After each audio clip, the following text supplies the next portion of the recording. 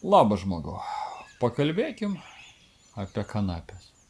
Kaip sako rusai, skakova pripūgų, jeigu išvertus į lietuvių kalbą iš kokio tai išgaišio, mūsų valdžia pradėjo kalbėti apie kanapių, narkotinių kanapių įteisinimą. Nes kanapės yra pluoštinės, jos Lietuvoje jau auginamos, geras dalykas, nes daug ką gali pakeisti, daug naftos produktų gali pakeisti, bet mes dabar kalbam apie lengvą narkotiką. Lengvas, nelengvas, čia tikriausiai dar reikėtų pasigilinti.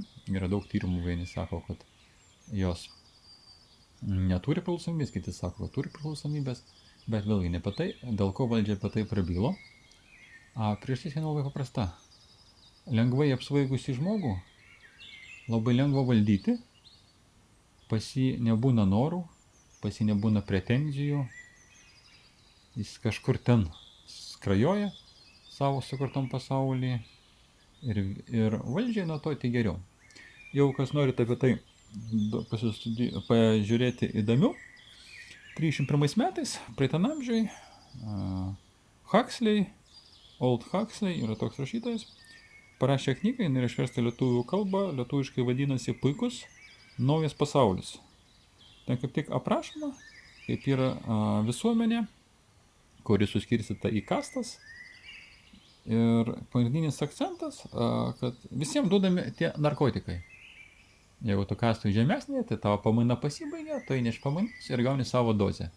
Visi kultūringai sustoja eilutę, pasiema savo dozę ir eina namo. Aukštesnėse kastose jie laisvesnį turi, daugiau priima prie narkotikų, bet iš esmės viskas į tai suveda, kad visos žmonių problemos ten sprendžiamos tais narkotikais. Tipo, kažkas žmogų ne taip, kažkas jį neramina, kažko jis nori, kitas sako, tai ko čia pergyveni, tipo, paimk dozę, jeigu tavo dozės neužtenka, tipo, nuveik ale pas daktarą, ten kažkaip gal kitaip įsivadins, aš neatsimenu, jau tą knygą senai skaičiau.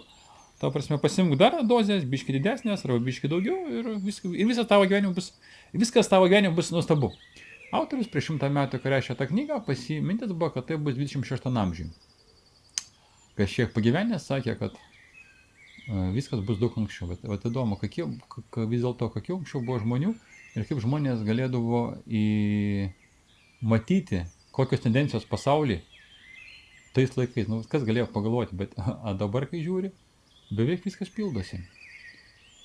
Taip, kad ruoškitės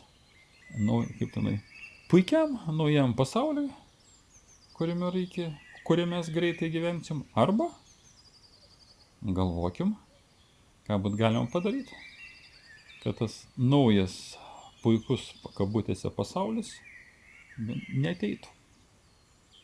Jeigu turit minčių, idėjų, dalinkitės komentaruose. Jeigu patiko, kelkit pirštus į viršų, nepatiko į apačią. Prenumeruokit, dėkit varpelius, kad matytumėt, kada išeis nauji video ir iki susitikimų kituose video.